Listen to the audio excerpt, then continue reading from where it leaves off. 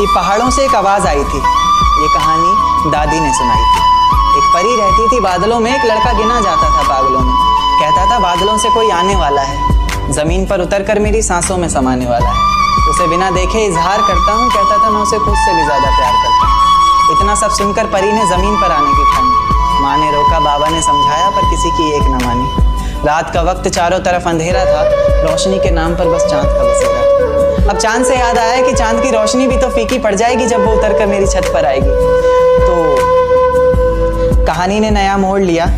परी ने प्यार की खातिर ख्वाबों से रिश्ता तोड़ लिया।